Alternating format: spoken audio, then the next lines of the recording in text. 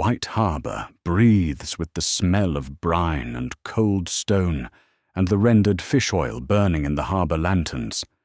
The city is quiet at this hour, the merchant galleys riding easy at their moorings, the dockside warehouses shut and locked, the streets above the quay empty except for the watchmen making their rounds in the dark. Up on the walls of the new castle, the stone merman keeps its eternal vigil over the harbour mouth, trident raised, face turned to the sea. The sea gives nothing back tonight. It does not often. Lord Wyman Manderly sits alone in his solar, the candle burning low beside him, a raven's message unrolled across his vast lap.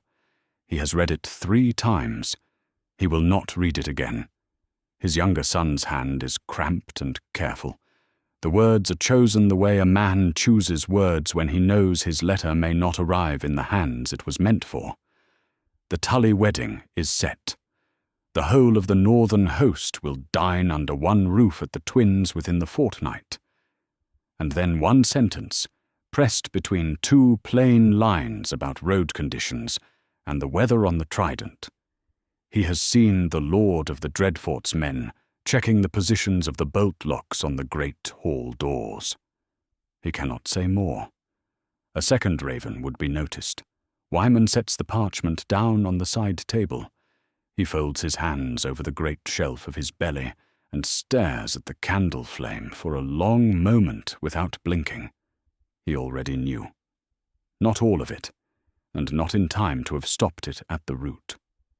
But enough. For 3 weeks, his silver has been buying him fragments of what is moving through the south. A grain trader sailing under Myrish colours had docked in White Harbour 10 days ago and allowed, for a generous docking fee and an introduction to the harbour-master's table, that his ledger be briefly reviewed. The ledger showed ordinary cargoes. A notation on a loose sheet, left at the corner of the table carelessly while the man helped himself to Wyman's wine, showed something else entirely. Correspondence destined for the Twins, timed to arrive in the same fortnight that Robb Stark's army would be crossing the Trident to mend the Frey alliance. The sort of correspondence that does not travel to wedding parties. The sort that travels to men who have been waiting for a signal. A man who has administered the only real city north of the Neck for 30 years learns to read the corner of a table. Wyman is 58 years old. He moves through the world slowly, carefully, bracing against furniture and door frames when he thinks no one is watching, and they are usually watching because a man his size is very difficult not to notice. He has been enormous since his middle years, and has not wasted much thought on whether this will kill him, since several other things have tried first and none of them have managed it yet. Tonight he is not thinking about his body at all. He is thinking about his eldest son, and what comes next.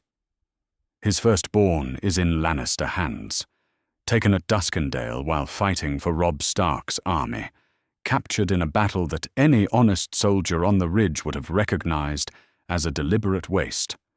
The Lord of the Dreadfort, feeding the van into a Lannister trap at the ford, bleeding away the most loyal men while the Bolton soldiers held back on dry ground. Wyman had not said so out loud.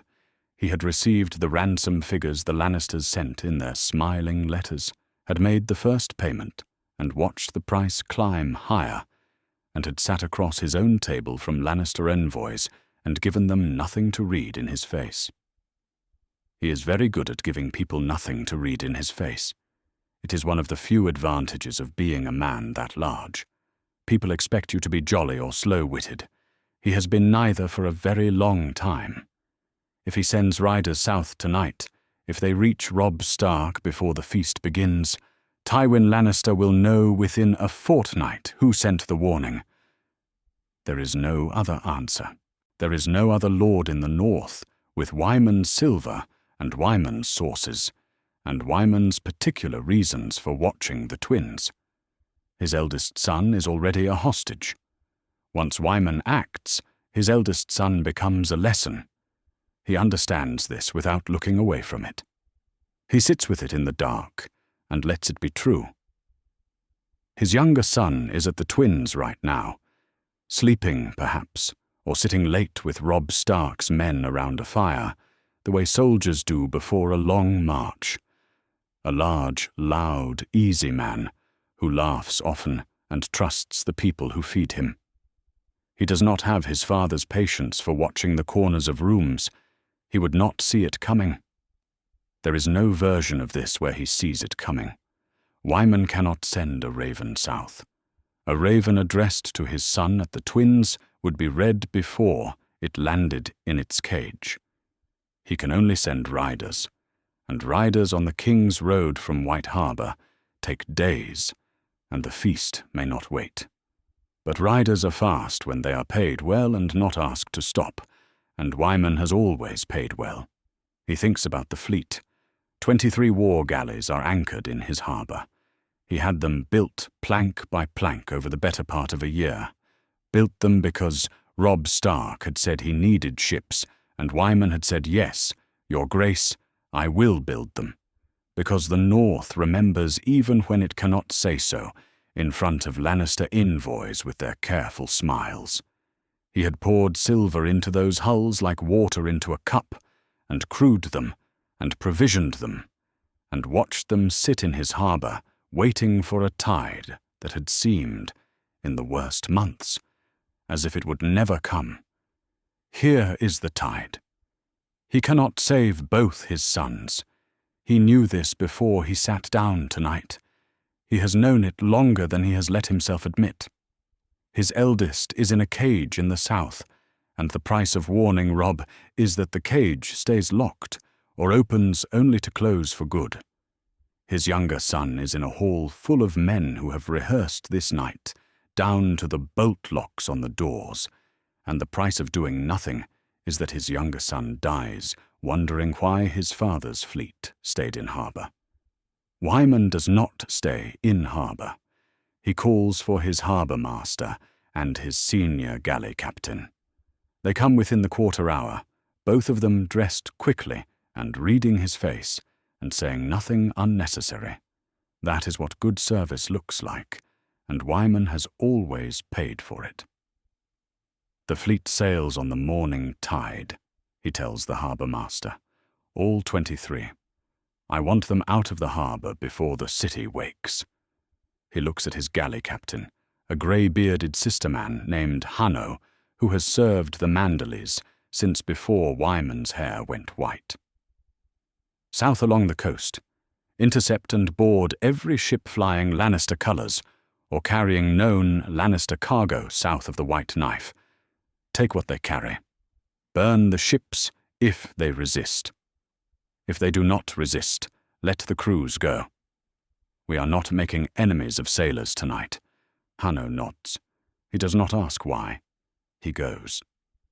Then Wyman calls for his fastest riders, 3 of them, paid from a ledger that does not appear in his household accounts, men who know the King's Road and know how to move without drawing attention, and know how to put a sealed letter into a specific pair of hands. He writes 3 copies himself, short enough that they cannot be misread, in plain language that Robb Stark will understand without a cipher. 1 sentence. He seals each with the Manderly device, the merman on his bed of blue-green, and sends all 3 south before the harbor watch turns over. Then he is alone again. The candle has burned down to nothing. He does not light another. He sits in the dark of his solar with the harbor sounds below him, water against the hull wood, ropes settling, the distant call of a night bird somewhere above the city walls, and he lets himself feel the full weight of what he has just done. He does not pray to the 7. They are his gods, and he has kept their faith all his life, in a land that still scratches faces into weirwood and calls the old things by names older than the faith. But tonight the words do not come. He simply sits and breathes and thinks of his son's face, and waits for the grief to settle into a shape he can carry. The North remembers. He has spent a year of silver and built 23 ships and staked his firstborn's life on those 3 words meaning something true.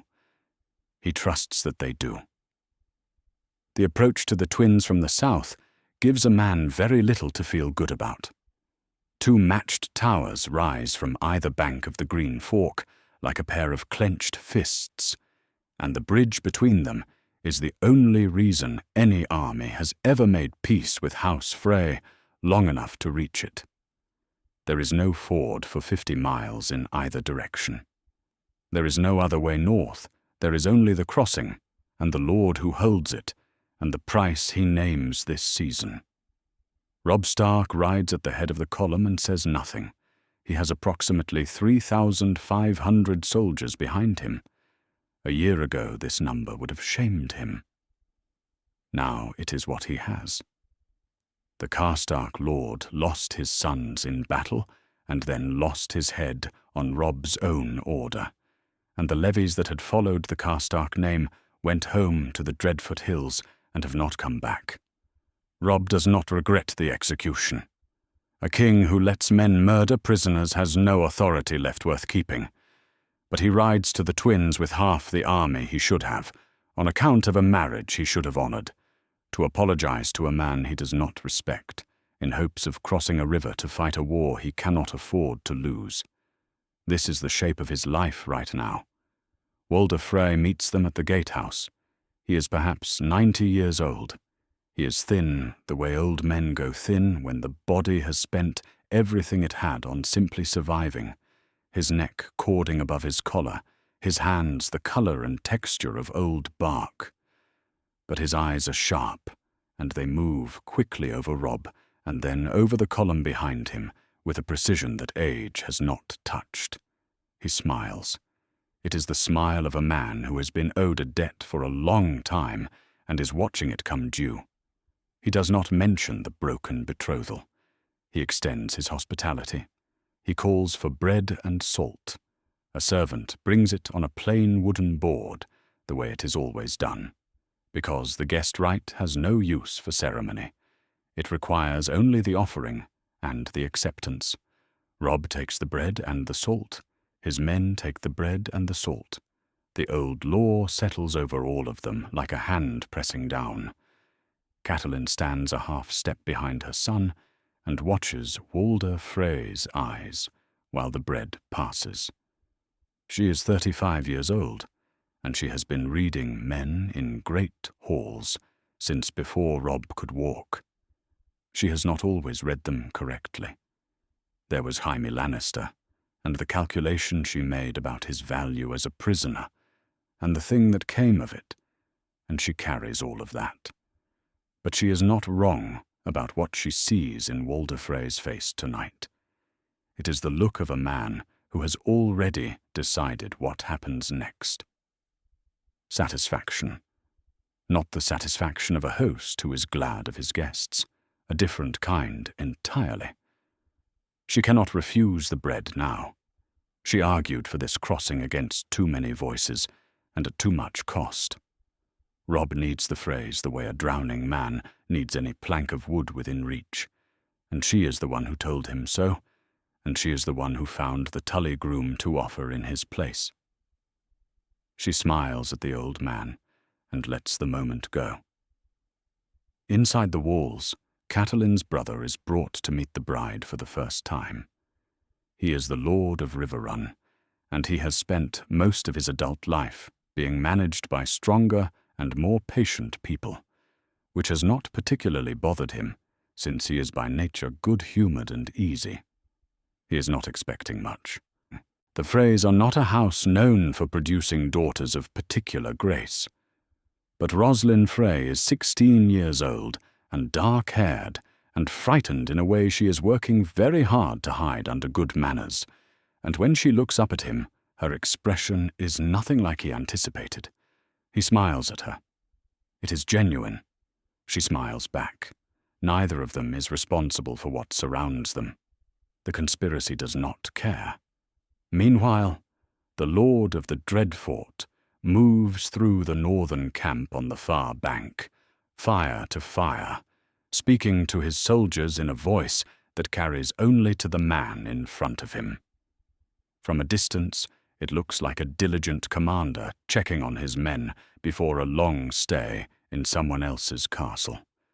Up close, it would look different, but no one is watching him up close. Catelyn passes him in the covered corridor between the outer and inner wards on her way back from checking the horses. He does not look at her. He does not look at anything directly. He moves with the particular stillness of a man who has rehearsed where his feet will be, and his eyes, very pale, track along the walls and the ceiling beams and the bolt fixtures on the inner doors without appearing to track anything at all. She carries the unease with her and cannot name it. She files it next to her unease about the bread and keeps walking. At the long feast table, Wyman's younger son sits before a cup of Frey wine he has not touched. He is a large man, and a naturally loud one, the kind of man who fills a space easily and laughs at himself and makes other people comfortable. He has his father's eyes, careful and watchful. Behind the open face, he shows the world. The quiet he is keeping tonight does not fit him the way it fits him. He watches the musicians setting up at the far end of the hall. He watches the Frey household, moving with the clipped efficiency of people who know exactly where everything is supposed to go. He does not look at the doors twice. He already looked at the doors twice. The evening pulls toward dark. It is in that hour between the last light and the serving of the first wine that a rider arrives at the gate of the northern camp. The horse is spent. The animal stands with its neck low and its legs spread for balance, white lather drying on its coat, its breathing ragged and slow. The rider dismounts with the careful deliberateness of a man who has been in the saddle for 2 days without stopping and is not sure his legs will hold. He takes a folded letter from inside his coat and places it in the hands of the gate guard. "For the king," he says, his hands only. The letter bears a wax seal. Pressed into the face of the seal is a merman, white, with dark green hair and beard and tail, holding a black trident, set into a field of blue-green. It is not the seal of anyone who lives in the Riverlands. The gate guard looks at it for a moment, and then sends for Robb. Robb reads the letter alone in his tent. He reads it a second time. He holds it in both hands and stares at the page the way a man stares at something he was expecting but hoped was wrong. Then he looks up at the rider. "Eat something," he tells him, "and stay in camp tonight. You don't leave until I say." He goes to find his mother. He does not explain when he hands her the letter. He simply watches her face while she reads it. The stillness that comes over Catelyn is the stillness of a woman who has learned, over a long and difficult life, that visible panic helps nothing. She reads the letter twice. She sets it down on the camp table and puts one hand flat on it, as if to keep it from escaping. The letter names the Lord of the Dreadfort. It says nothing about Walder Frey. It does not need to.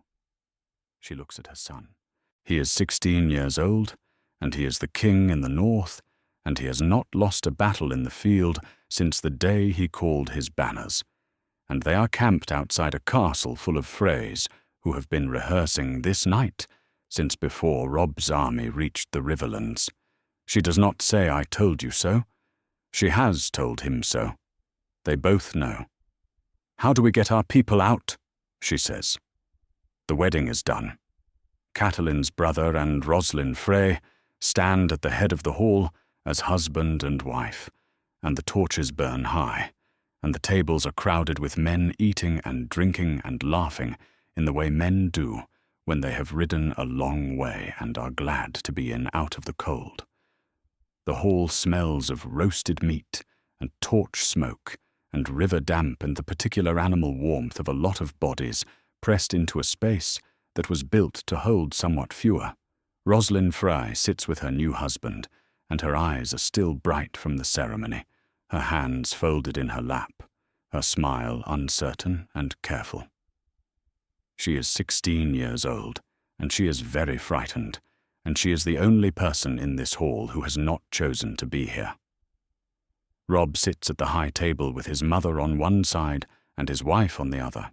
His wife carries their child, and she knows it, and she is watching the room tonight with the particular attention of a woman who has learned, in a country not her own, to watch rooms carefully.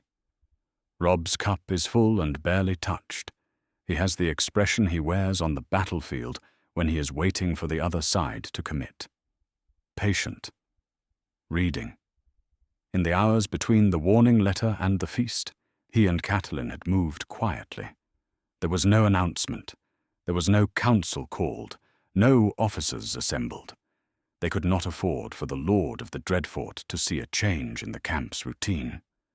Instead, one by one through the afternoon, Robb had found the men he trusted most and sent each of them to a different position near the hall's side exits, with orders that required no explanation and were not given one. 6 men in total, each one understanding only that if the king moved fast, they were to move with him, and ask nothing. It is not enough. Robb knows it is not enough. But it is what they have. The Lord of the Dreadfort sits 4 places down the high table, eating a small portion of everything and drinking less than anyone around him. He has the posture of a man who is entirely at his ease. He is not at ease. Robb can tell this now, the way you can tell a stream is shallow only once you've stepped in it. The Lord of the Dreadfort is the kind of man who uses ease the way a hunter uses stillness, as a means to an end, not a state he actually inhabits. He does not look at Robb. He does not look at Catelyn. He looks at the room the way a carpenter looks at a building he has already designed, checking that the pieces are where they should be. Outside in the yard, locked in his cage, grey wind begins to growl. It is not the sound a wolf makes when it is hungry or bored or alarmed at something small. It is low and continuous and constant, the sound of an animal that has identified a thing it cannot yet reach but will not look away from. The men on yard duty hear it. They glance at the cage and then at each other and go back to their dice. The wolf paces the length of the cage once, twice, his eyes fixed on the hall doors. The musicians finish the song they have been playing and settle for a moment into quiet. Then one of them plays the first 4 notes of the Rains of Castamere. Catelyn hears it. She has known the song since she was a girl in her father's hall, long before it meant what it means now. She knows what it cost House Rain to give the Lannisters occasion to write it. 4 notes. That is all it takes. Her body goes still, the way a body goes still when it understands something before the mind catches up. She looks at Robb. He is already looking at her. She takes hold of his wrist with both hands and says one word into his ear. He turns. Across the long table, the Lord of the Dreadfort has risen from his chair. He stands very straight and very still, the way a soldier stands when a signal has been given. The torchlight catches something beneath the open collar of his doublet, the dull grey sheen of metal links, chainmail, worn to a wedding feast, beneath feast clothes, against a man's skin. At the back of the hall, the great doors begin to ease closed. Robb stands up fast. He takes the edge of the high table with both hands and drives it over. Plates and cups and the remains of 3 courses of food go across the floor in a crash that the whole hall hears. He shouts one word, the one soldiers know to move on. Then everything happens at once. The musicians scatter. Frey men come through the side doors with short blades in their hands, fast and purposeful, men who know exactly where they are going and have walked the route. They are not in livery. They look like servants and stable hands, and that is the point. Torches go over in the rush, and the hall fills with smoke, and the Frey colours blur against the walls. The northerners at the long tables react in pieces, some up with weapons drawn in an instant, some reaching and finding nothing, because they came to a wedding and left their swords outside. Men who were laughing 10 seconds ago are on the floor. The hall is noise and flame, and bodies moving in too many directions at once, and the trap does not distinguish between the men it was built for and the men it catches by accident. Wyman's younger son is on his feet and moving toward the high table when the Frey blades find him. He takes 2 before he can clear his own weapon. He turns to fight anyway. He is a large man, and it takes more work than they planned for. He kills one of them and wounds a second, and then he is down, and he does not get up, and the table he fell beside is still rocking from the impact. He dies in a hall where the bread and salt are still on the table. That is the kind of thing the old gods notice. Outside, the horses in the yard hear the screaming and feel the smoke and go to pieces. 2 of them tear their hitching lines loose. They hit the wolf's cage at a dead run, neither of them meaning to, and the cage comes apart under the impact, like something that was always going to fail in exactly this way. Grey wind comes out of it fast and low. He crosses the yard in 4 strides. He finds the side door by smell. The door opens inward. Robb's wife comes through it first with 2 men behind her, then Catelyn, then Robb, backing through the doorway with a blade in his hand and blood on his arm from a cut taken on the way across the hall. Grey wind is there, pressing against Robb's leg, and the wolf has a gash along his ribs from a blade that caught him in the chaos of the yard. He runs. They all run. 3 of the 6 men Robb posted make it out. The other 3 do not. Inside the hall, the Lord of the Dreadfort stands at the high table and watches what is happening with an expression that is not quite nothing. It is the expression of a man making precise calculations, very quickly, while other men are dying around him. The trap worked on everyone except the one person who mattered. He knows what that means. He has understood it since the moment the high table went over and Robb Stark's face told him what it told him. He says nothing. He lets Walder Frey's men finish their work on the northerners who cannot escape. There are a great many of them. The trap caught hundreds, even if it missed the king. He watches this with the same flat attention he applies to everything, and allows himself no visible reaction at all. He is thinking very fast. He has been thinking fast for a long time. He will need to think faster now. They run south through the river dark, Robb and Catelyn, and perhaps 200 men. The ones who were near the doors, the ones who heard the table fall and moved before they understood why, the ones who were stationed outside and heard the screaming and did not wait for orders. There are Frey riders behind them within the quarter hour, torches bobbing in the fields on either side of the road. Robb drives the column hard and does not slow for the stragglers, because slowing means losing everyone. Behind them, the twins burn with torchlight, and the sounds of the hall carry a long way across the flat riverlands ground. Grey wind runs ahead of them, wounded and certain. His nose to the air and his head low. He doesn't falter. Robb's wife runs beside him, her hand in his, saying nothing. She has not said anything since the hall. She is steady in the way that people from other countries are sometimes steady in a crisis, as though distance from the place and its particular history makes the fear slightly more manageable. Robb has no army. He has no seat. He has his wife beside him, and his mother close behind, and a dire wolf bleeding on the road ahead. And somewhere to the south there is a fleet that set sail 3 days ago, and a man who built 23 warships, knowing this night might come. He runs. He is 16 years old, and he has not lost yet. The night takes them.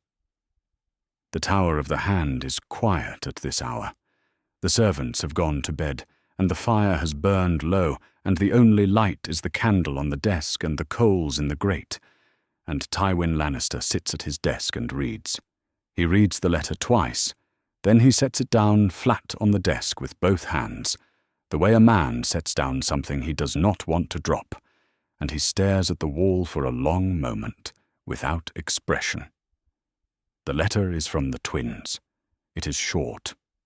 The king in the north is alive. The feast trap failed. Hundreds of northern soldiers are dead, and the hall ran with blood as planned, and the groom and his Frey bride are locked in their bedchamber while a war gets sorted out around them. But Robb Stark escaped into the Riverlands with a small party, including his mother and his direwolf, and most of the men who matter. Also, and separately, a Manderly fleet of war galleys has been sighted sailing south along the eastern coast. The fleet was not expected. Tywin does not call for anyone.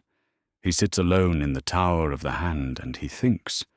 He thinks for a long time. He has always been better at thinking than at the kind of blind action his children mistake for decisiveness. His son charges forward on instinct and calls it courage. His daughter grasps for power with both hands and calls it strength. His other son watches from the side and understands everything and does nothing useful with any of it. Tywin thinks, and that is why the Lannisters have been the most feared house in Westeros since he was young, and why they will continue to be. He separates the two problems. The Stark boy on the run in the Riverlands is a manageable problem. A fugitive king with 200 soldiers and a wounded wolf is a symbol, not an army. Symbols can be dealt with. What Tywin does not like, what requires him to sit with it for a while before he acts, is the fleet. 23. Manderly war galleys on the eastern coast is a different category of problem.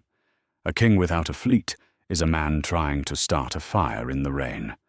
A king with a fleet has supply lines that cannot be cut by land. A king with a fleet can move men along the coast faster than any cavalry on the road. A king with a fleet has access to the Iron Bank's attention, because the Iron Bank notices things that have staying power, and a king with a fleet is a rallying point.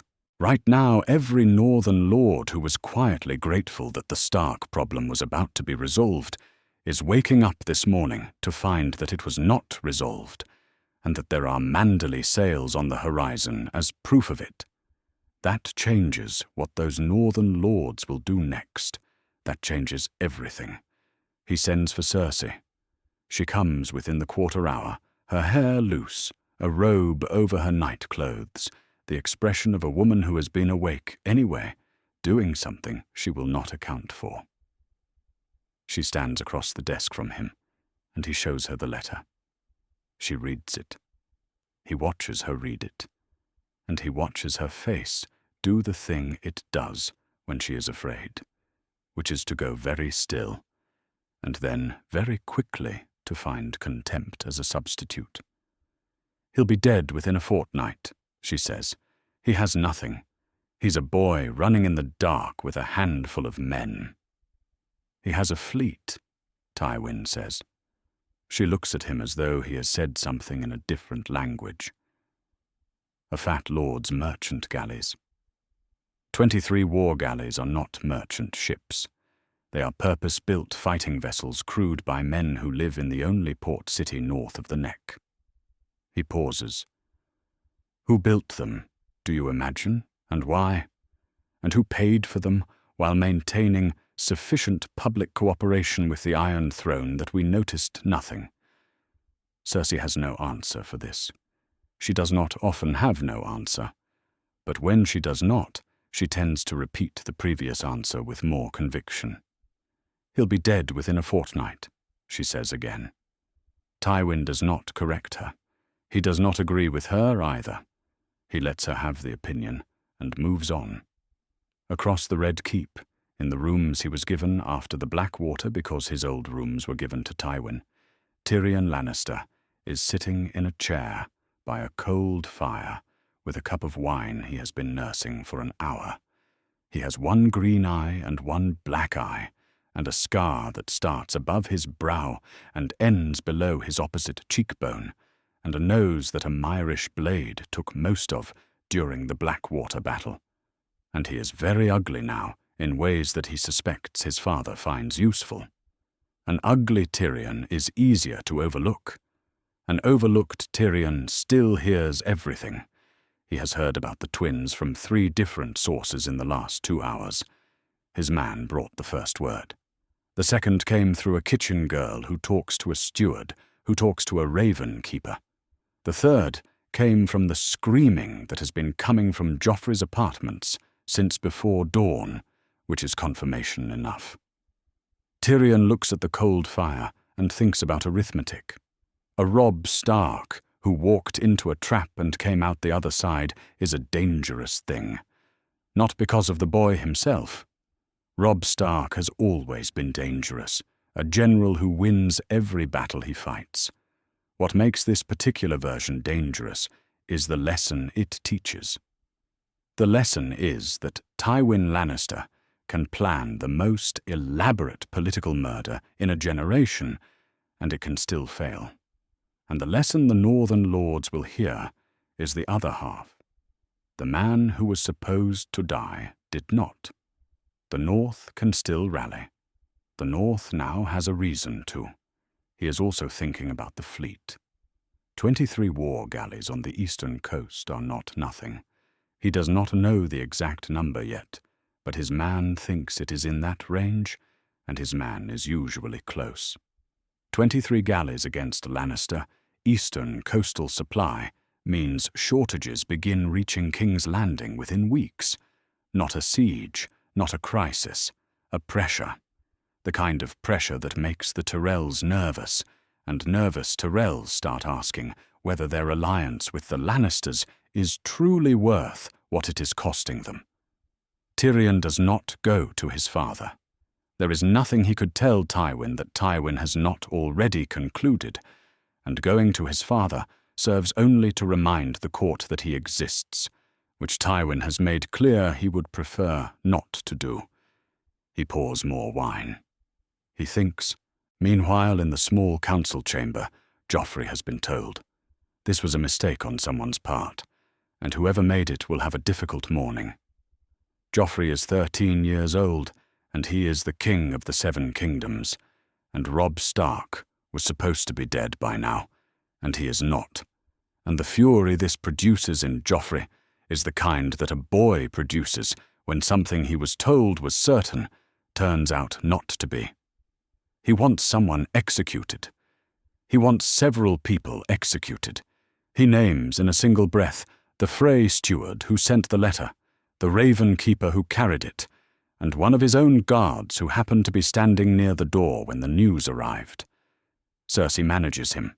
She tells him that his grandfather has the matter in hand, that heads will come to him in due time, that the wolf is already as good as caught. This is useful to Tywin. A Joffrey making noise about execution gives the court something to watch that is not the strategic reality underneath it. The court is very good at watching noisy things and missing quiet ones. Tywin has relied on this for 40 years. He writes 2 letters before the sky lightens. The first instructs the Lannister captains at Duskendale and along the eastern coast to move available ships into position to intercept Manderly galleys. He does not have the numbers he needs for a direct engagement yet. He has enough for harassment. He will have more within a month. The second letter goes to the Lord of the Dreadfort, via a relay of riders who will not carry it by raven, because ravens can be read. It says, in the plain language of a man who does not need to explain himself, find the Stark boy and end this. The Riverlands campaign, officially, was a great victory. Hundreds of northern rebels died at the Twins. The crown is satisfied. The king in the north fled in the night with a handful of frightened men, and will be brought to justice in due course. This is the story. It is not what happened. Tywin Lannister has never let what happened stand in the way of what needs to be believed. He seals both letters. He gives them to men who know better than to ask questions. Then he goes to bed. He does not sleep for a long time. 2 days east of the Twins, the Riverlands looks exactly like a place that has spent several centuries being fought over by people with no particular interest in the land itself. The roads are rutted, and the fields on either side of them are trampled past the point of recovery this season, and the farmsteads sit dark and shuttered, their owners either fled or careful enough to know that a column of soldiers at this particular hour is not a thing you come outside to greet. The sky is the same grey it has been since the night of the feast. It does not rain. It does not clear. It stays grey the way the Riverlands stays grey, which is indefinitely and without apology. Robb Stark rides at the head of the column and does not speak. He has perhaps 200 men. Some of them are his, men who have followed him since he called his banners a year ago, men whose names he knows and whose families he has met and whose loyalty he would stake his life on, because he already has. Some of them are Bolton soldiers who ride at the rear of the column with the particular quality of men who are waiting to find out what they are waiting for. Grey Wind runs at the edge of the road with a deep gash along his ribs that Robb dressed himself on the first morning and has not stopped watching since. The wolf does not slow. He does not favour the wound. He simply runs, head low, and lets the column keep his pace. Robb has not slept. He has not been able to. 2 days on horseback in the same grey light, moving east to put distance between his people and the Frey riders who are certainly behind them, and in all those hours his mind has not left the letter he received at the Twins, and what it said about the Lord of the Dreadfort. On the afternoon of the second day, riders appear on the road from the south. There are 400 of them, heavy cavalry in Tully blue, led by a weathered man whose particular distinction is that he does not look like a man who expects anyone to thank him for arriving. He is called the Blackfish, and he was outside the Twins during the feast because he had been inside it long enough to know he did not want to be there, and the sounds that came from the hall later confirmed his instincts. He reached his own horses before the Frys did.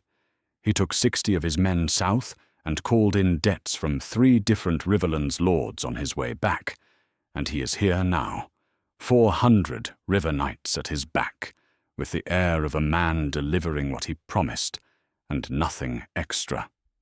He reins in beside Robb on the road, and does not waste time on the preamble.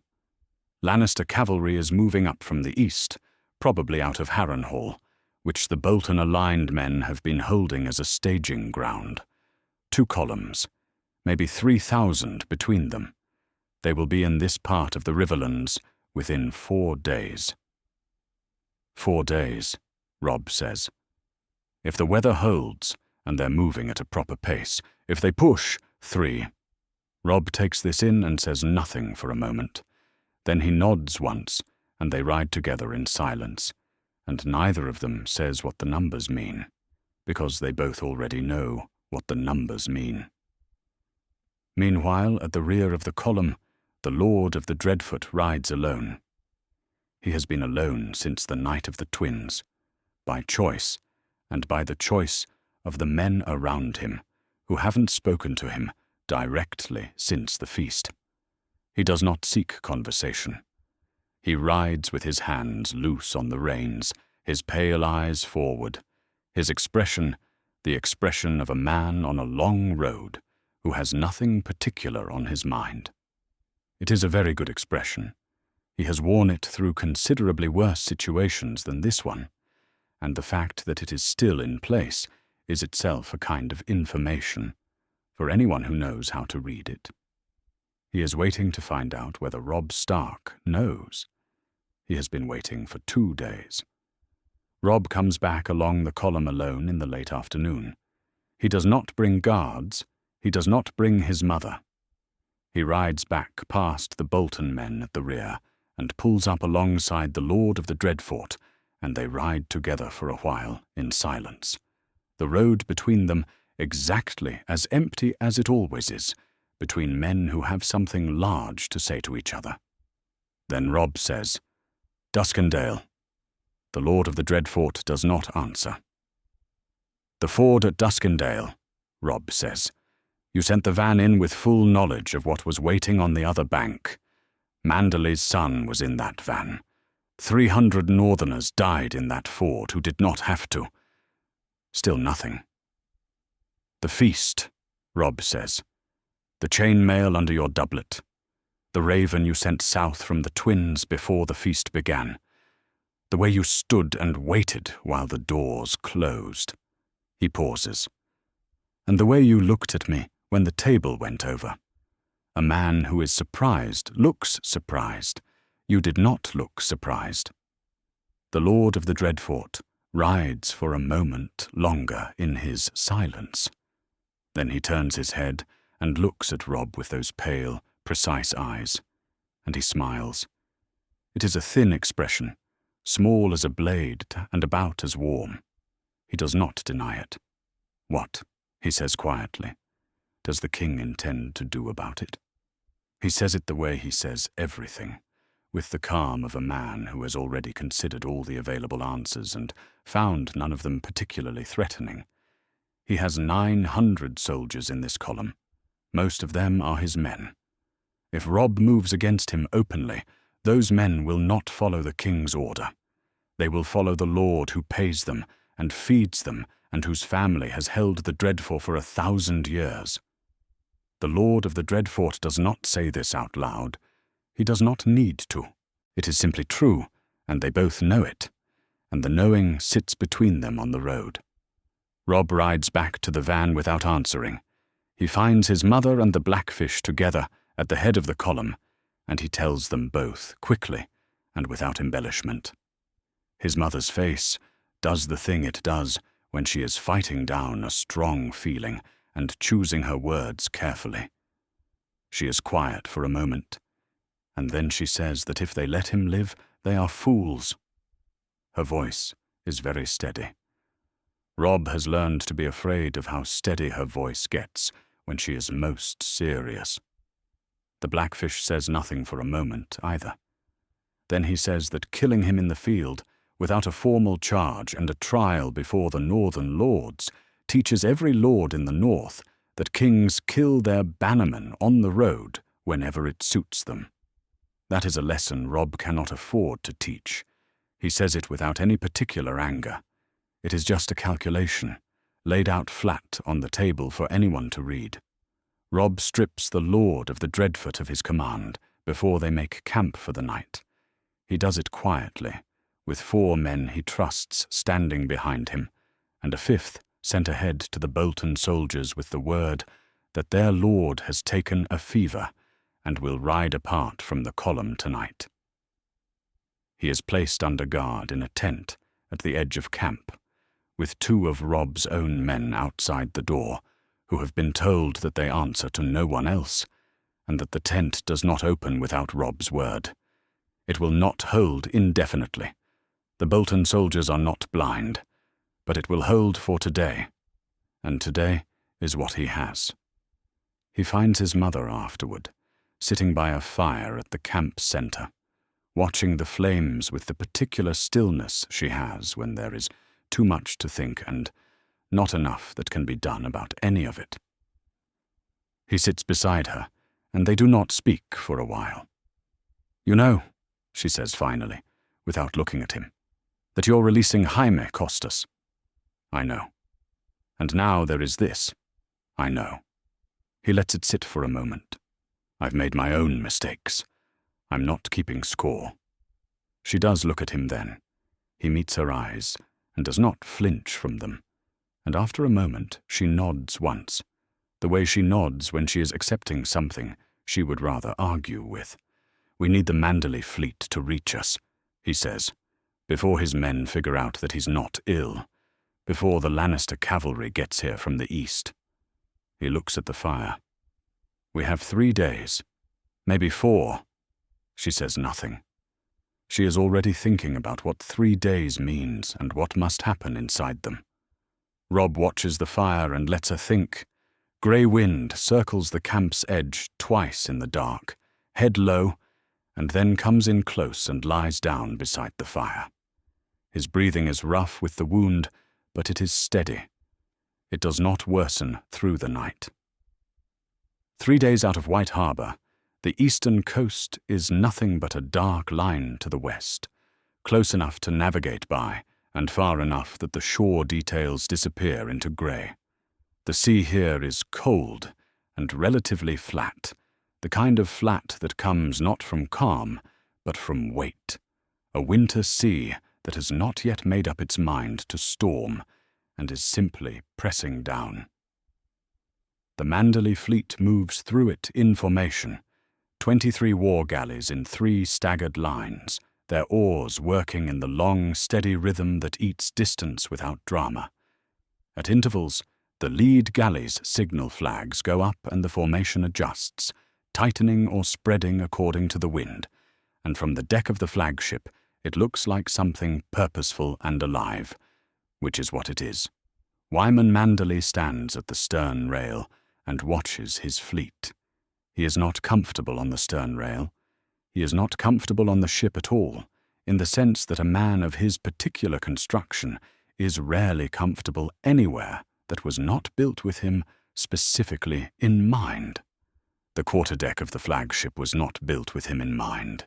It does not have a chair that fits him, and it does not have a rail he can lean on without testing the ironwork, and the rolling of the deck in even moderate swells requires more active management from his legs than he would prefer to allocate to the problem. But he is here. He gave the orders from his solar in White Harbor, and then he came down to the harbor in the dark and had himself put aboard, because a man who sends his fleet to war and doesn't go with it is not, in the accounting of the North, a man who sent his fleet to war at all. His captains have their orders. No Lannister-flagged ship passes unboarded. Cargo vessels carrying gold, grain, correspondence, or any other item of value heading south or west toward King's Landing are to be seized if they submit and burned if they do not. The crews are to be let go. Wyman is not making enemies of sailors. He is making enemies of Tywin Lannister, who already considers himself his enemy, and that is a different and simpler category. On the morning of the 3rd day, one of the forward galleys signals a sighting to the south. 4 merchant vessels in convoy, heavy in the water, the lion sigil visible on their mainmasts when the lead galley runs close enough to see it. Grain ships, by the look of their draft. The Manderly galleys spread and come around them on 3 sides, and the convoy captain, a professional with enough experience to know when a fight is not worth having, heaves to without any particular argument.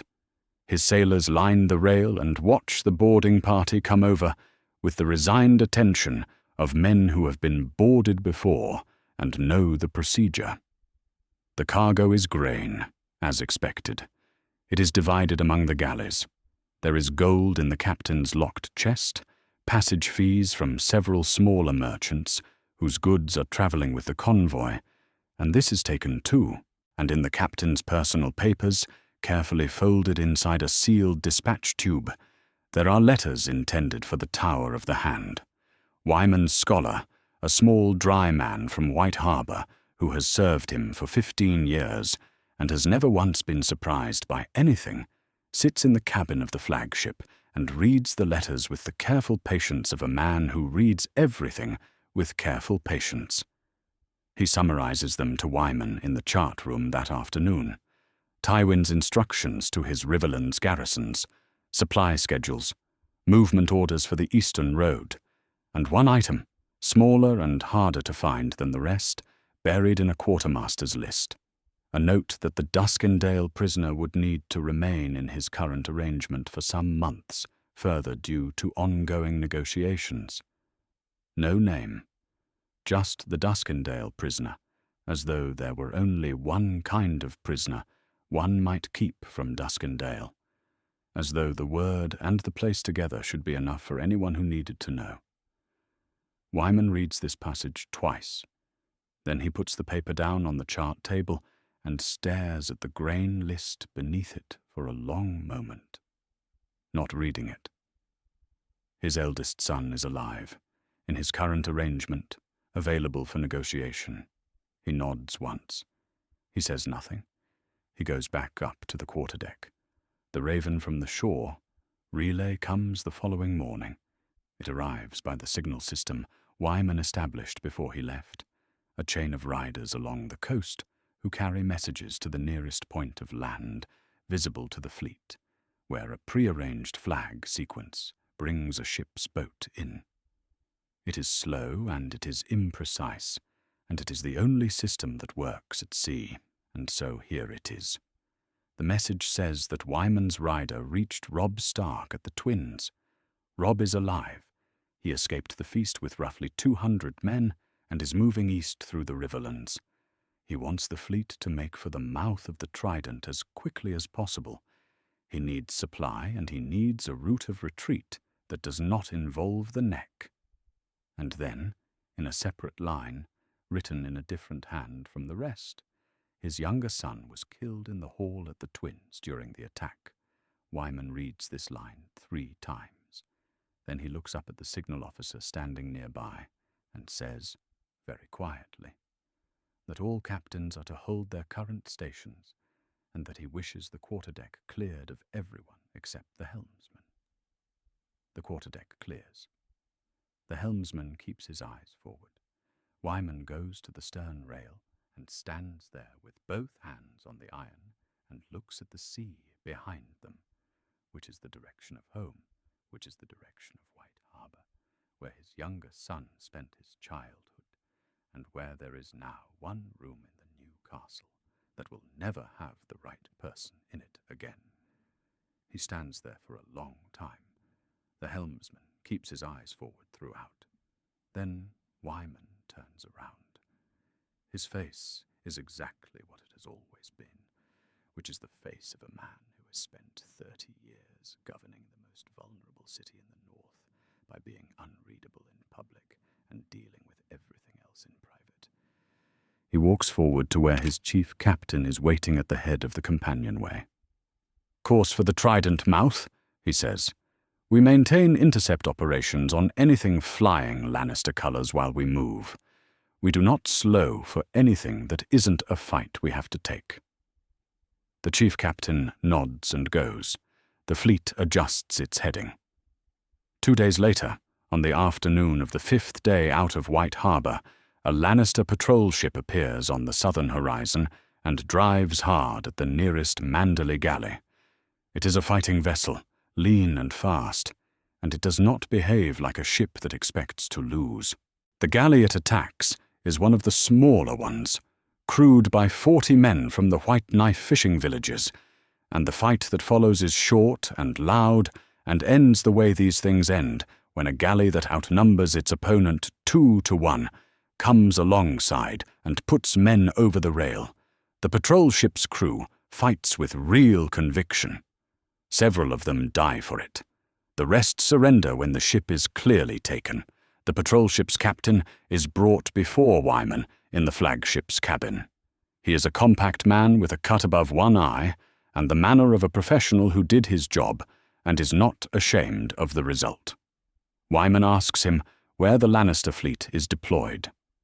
The captain looks at him for a moment, the way a man looks when deciding how much the answer is going to cost him. Then he says that the eastern coast is not a patrol zone.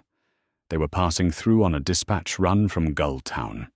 The main body of the Lannister fleet is south and west, concentrated around the mouth of the Blackwater. Wyman lets him go. He sends him south in a longboat with his crew and enough water to reach the shore.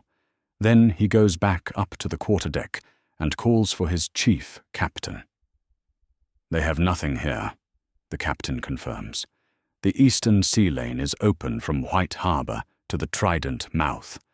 Whatever they have west of King's Landing, they have nothing east of it." He runs a finger along the chart to illustrate. The Lannister gold and the Lannister supply move primarily overland, from Casterly Rock along the Gold Road, or by sea from the Reach via the western approach to King's Landing. The eastern coast feeds the eastern garrisons. The eastern garrisons feed the Riverlands campaign. Cut the eastern coast supply, and the garrisons begin to run short within weeks.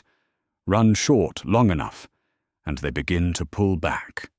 Pull back in the Riverlands, and the ground Tywin Lannister bought with the Red Wedding starts to slip out from under him before he can consolidate it. Wyman looks at the chart. He looks at the sea. He thinks about the cost of the last 5 days and what it has bought. He thinks it may have been enough. He hopes it was. It is the Blackfish who spots them first, because the Blackfish has spent a lifetime knowing what to look for on a horizon that most men would call empty. He raises one hand without breaking stride and says simply, "There." And Robb looks south and east and sees, against the grey line where the sky meets the water, a cluster of shapes that do not move the way clouds move. Sails. He counts them as the column moves through the last of the Riverlands, scrub toward the coast. He gets to 20 before the angle makes it difficult. Behind the galleys, lower and wider, the blunt shapes of supply ships riding deep. It is, by the measure of what he has had for the past week, an incomprehensible amount of help. The column is perhaps 500 men now. His own survivors from the twins, the Blackfish's 400 river knights who arrived 2 days ago, and the Lord of the Dreadfort's soldiers who ride at the rear with the obedient uncertainty of men whose lord has been arrested for illness, and who are smart enough to suspect the illness is not entirely medical. None of them deserted through the night. Some of them will. But not yet. And today Robb does not need forever. He needs the coast and the ships. He rides down to the waterfront, and the ships come in. The flagship runs a longboat ashore, and then a second, and then the gangplank is run out to a makeshift pier that the Blackfish's engineers lash together from driftwood and rope in under an hour, which is the kind of thing veteran engineers do that still produces a faint sense of wonder in people who are not engineers. And then Lord Wyman Manderly attempts to walk down the gangplank. It takes some time. He is, as he has been described, the largest man most of the people standing on the shore have ever seen. The gangplank bows visibly under him. 2 of his sailors walk on either side, not quite touching him, in the way that men walk alongside a building they think might be about to fall. Wyman moves with the careful deliberateness of a man who knows exactly how much weight he is carrying and has made his peace with the attention it draws. His face, as he navigates the angle of the planking, is entirely composed. By the time he reaches solid ground, he is breathing with some effort, and his forehead is damp, and he is the Lord of White Harbour, who built 23 war galleys and sailed them south to save the king in the north, and he carries himself accordingly. He looks at Robb. Robb looks at him. Then Wyman goes down on one knee, which requires help from one of his sailors to accomplish without incident, and he bows his head. "Your Grace," he says. Robb reaches down and takes his arm and brings him back up. "My Lord of White Harbour," he says. "Get up, please." They stand on the narrow strip of Riverland's coast, between the scrub and the water, and look at each other for a moment. Wyman up close is not quite what you expect. The size is what you notice first and last, the overwhelming physical fact of him. But between first and last, there is a face that has been paying attention to the world for 58 years and has not found it simple.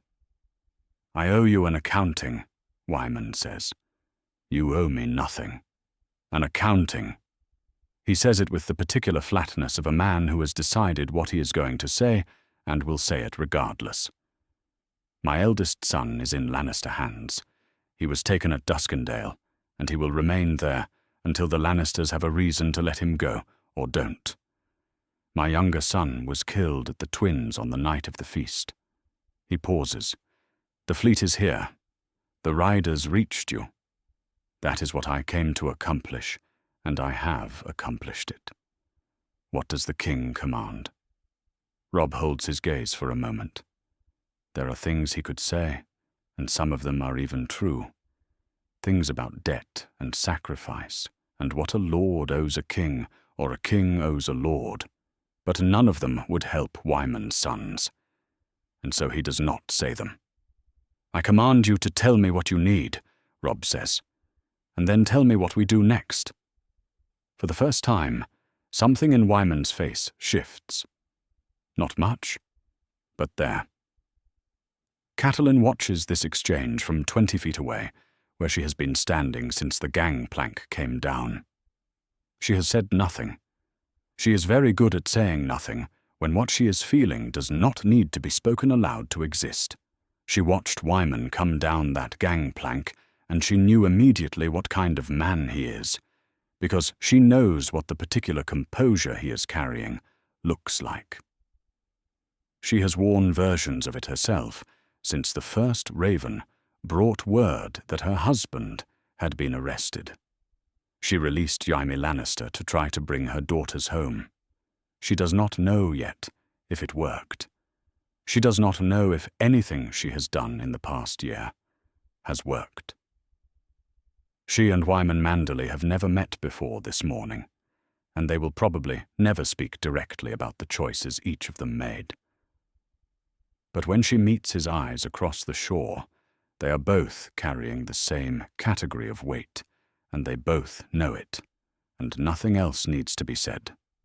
Robb, Wyman, and the Blackfish spend an hour in the cramped stern cabin of the flagship, going over what they have and what they need, what the fleet gives them, the ability to resupply from White Harbor without depending on any Riverland's lord's goodwill, the ability to put soldiers ashore at any point on the eastern coast, which changes the terms of any land engagement significantly, an ongoing threat to every Lannister supply ship moving east of King's Landing, which will begin to show up as shortages in the eastern Riverlands garrisons within weeks. And this is the point the Blackfish makes flatly and without discussion: a way home. The overland route north runs through Moat Cailin, which the Ironborn seized during Balon Greyjoy's northern campaign and have held since. Any army trying to march from the Riverlands back to the north has to get through Moat Cailin, which is 3 towers astride the only causeway through the neck, and getting through Moat Cailin with the Ironborn in it is a different and considerably less attractive proposition than going around it entirely by sea. The fleet makes the neck irrelevant. Robb listens to all of this and asks the questions that need asking and says nothing that does not need to be said. Meanwhile, a second piece of news comes ashore from a rider who arrived on the coast 2 days ahead of the fleet, carrying word from the north. The Lord of Last Hearth is alive. He escaped the twins in the chaos of the failed massacre. The hall was dark and full of confusion, and a very large man who is known for being very hard to stop was apparently not, in the event, easy to stop even when men were specifically trying. He fought his way to a horse, which he also had to persuade to carry him, and he is now moving north with his men and calling the Umber levies, because the Umber levies follow the Lord of Last Hearth, and the Lord of Last Hearth follows Robb Stark. And Robb Stark, it turns out, is alive. Robb takes this in quietly. He says nothing immediately. He looks at the chart on the table and lets the number of moving pieces settle into some kind of order in his mind. Wyman, for his part, does the accounting he is always doing. The heavy cavalry from his household is on the road south, every man his stables could provide, more horse than any other northern lord north of the neck. 2 weeks to reach them, if they push. He has silver enough in the fleet's stores to hire sellswords. If Robb needs bodies, he can pay rather than command, which is a faster solution when you need men in a week rather than a month. He says all of this without being asked, because it is relevant, and watches the king absorb it. Robb is 16 years old, and he has the look of a man who has not slept in a week and has processed more loss in that week than most men process in a lifetime, and he is still sitting at the table with a chart in front of him doing the work. The Blackfish watches him with something that is not quite approval. The Blackfish does not do approval particularly, but is in the neighborhood. Outside, grey wind lies at the foot of the gangplank in the thin winter sun and lets the cold air move over his ribs. The wound is closing. Dragonstone in winter is a castle that was built by people who either did not feel the cold or did not particularly care whether other people did. The walls are black fused stone, and they hold the sea wind out and very little else. The corridors are narrow, and the ceilings are high, and the carved dragon faces that watch from every arch and lintel give the whole place the quality of a space that was designed to remind you of something, though it takes a while to decide what that something is. After enough time inside it, you realize it is this: that the Targaryens built this castle as a statement about permanence, and that permanence and comfort are not the same thing at all. Stannis Baratheon has been living in it for 35 years, on and off, and he does not notice the cold anymore.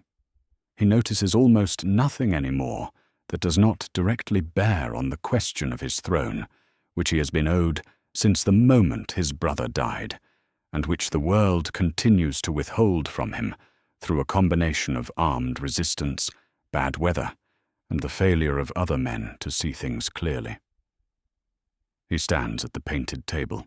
The painted table is a massive sculpted rendering of Westeros in carved stone, the shape of the continent raised in relief across its surface, the mountains and rivers and valleys and coasts all present and accurate, so that when a man stands over it, he is, in a sense, standing over the realm itself.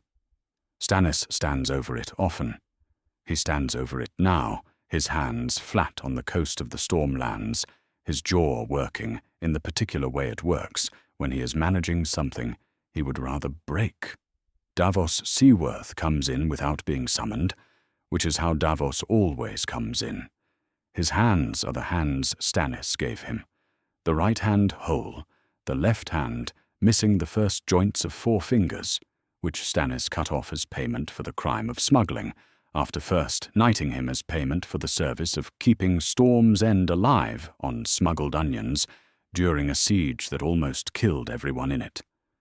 Davos has never complained about either decision. This is one of the things about him that Stannis respects without being able to entirely account for. "Your Grace," Davos says. "There's news." He tells it plainly, the way he tells everything.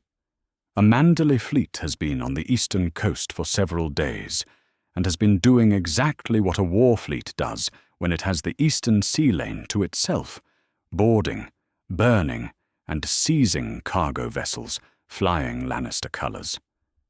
The supply disruption is already visible in the eastern Riverlands garrisons, if you know where to look.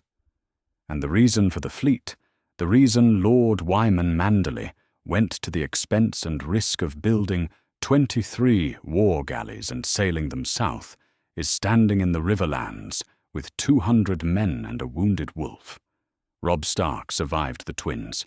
The feast trap failed. The king in the north is alive. Stannis says nothing for a long moment. He looks at the map. He moves one finger along the trident, west to east, in the direction of the coast. He is a rebel, Stannis says. Yes, your grace.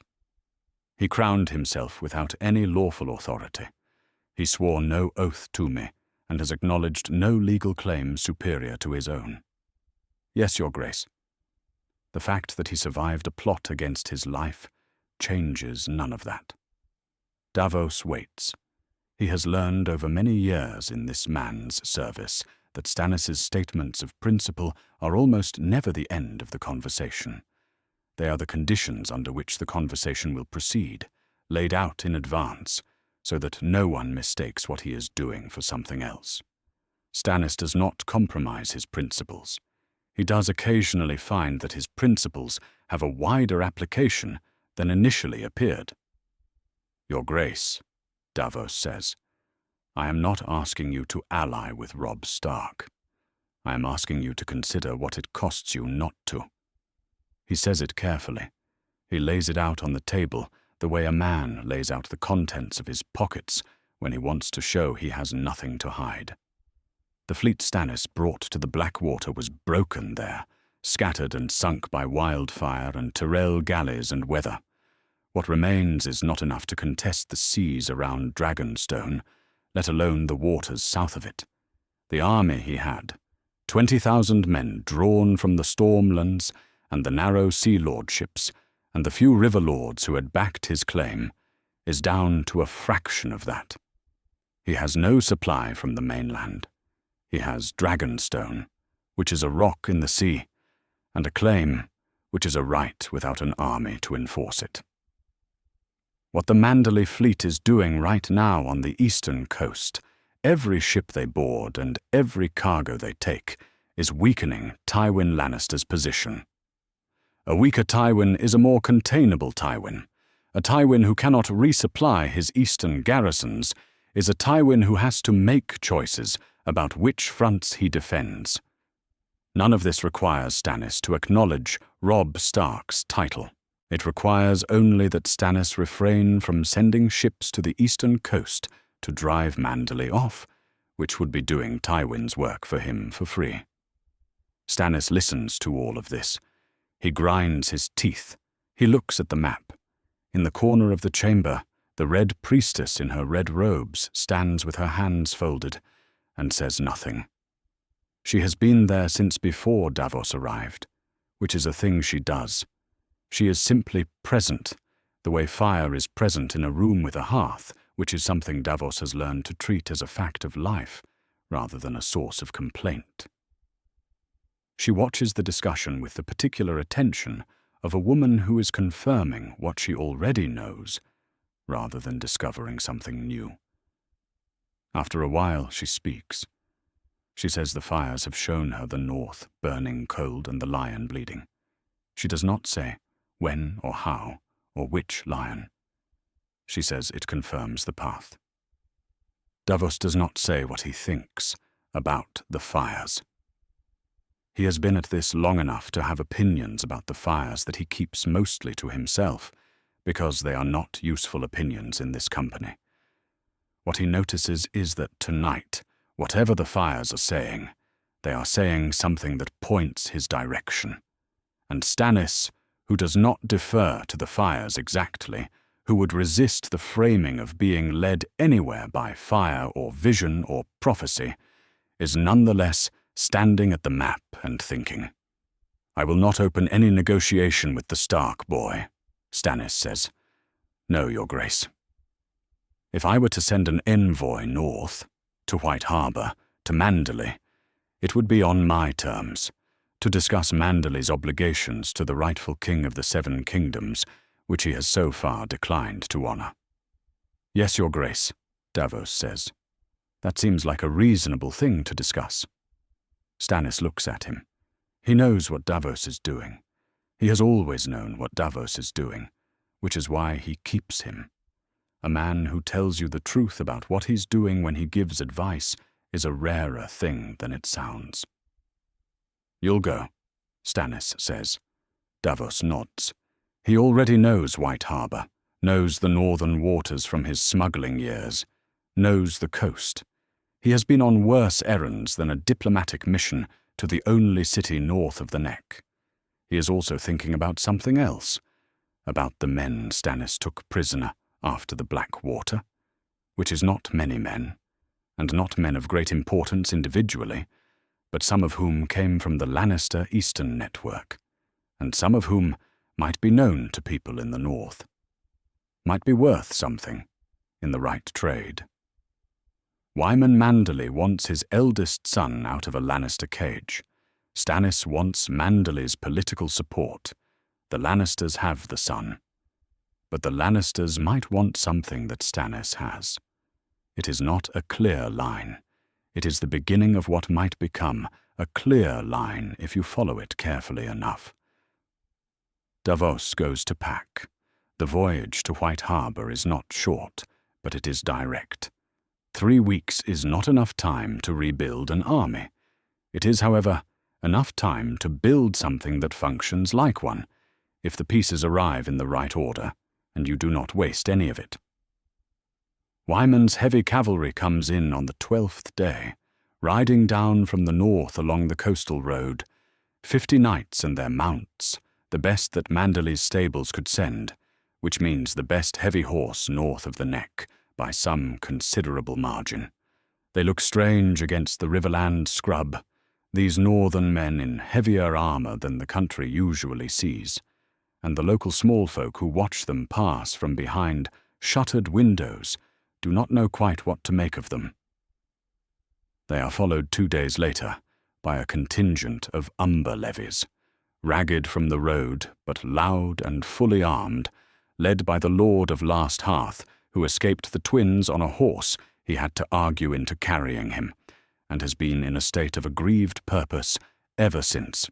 Behind the Umbers come a dozen lesser Riverlands lords, who have been watching which way the wind is blowing, and have decided that Robb Stark alive and supplied by a fleet is a better investment than Robb Stark presumed dead.